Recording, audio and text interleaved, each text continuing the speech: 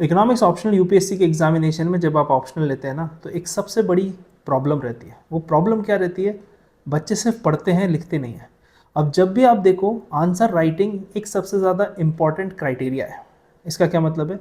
बच्चे सोचते हैं कि जब सिलेबस कंप्लीट हो जाएगा या मेरा पूरा रिवीजन कंप्लीट हो जाएगा तब मैं लिखना शुरू करूँगा।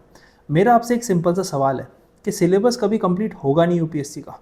यूपीएससी में कोई चीज़ खत्म होती है तो वो दो ही चीज़ें, एनर्जी और अटेम्प्ट, उसके अलावा कुछ खत्म नहीं होता। इसका क्या मतलब है कि पढ़ते पढ़ते जब हम आंसर लिख रहे हैं, पढ़ रहे हैं, लिख रहे हैं, पढ़ रहे हैं, यही आपकी प्रोसेस है। इसका क्या मतलब है? आपने जो पढ़ा उसको लिखते चलो।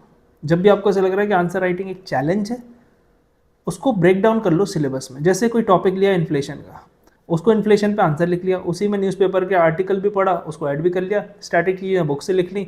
अब जो आपने आंसर लिखा ना, वही आपके रिवीजन के नोट्स भी हो गए। तो हमेशा याद रहो कि आपको लिखना किसी को इम्प्रेस करने के लिए नहीं है, आपको एक्सप्रेस करना है, इसीलिए आप लिख रहे हैं। और ये जब लिखते लिखते हर वीक आप लिखेंगे ना, तो आपकी ये मसल मेमोरी में आ जाएगा। और जब ये मसल मेमोरी में आ जाएगा तो जब आप मेंस एग्जामिनेशन देंगे तो आपको बहुत ईजी लगेगा, ऐसा लगेगा कि जो आप रोज़ करते थे वही कर रहे हैं। तो इसका मतलब है सिर्फ पढ़ो और उसके बाद आंसर लिखना ज़रूरी है। मे बी रनिंग नोट्स हो, मे बी क्वेश्चन फॉर्मेट में हो, या एडिटोरियल को ही आपने दोबारा से एक्सप्लेन कर दिया। ये चीज़ अगर आप करेंगे ना, तो आंसर राइटिंग आपकी पार्ट बन जाएगी प्रिपरेशन की।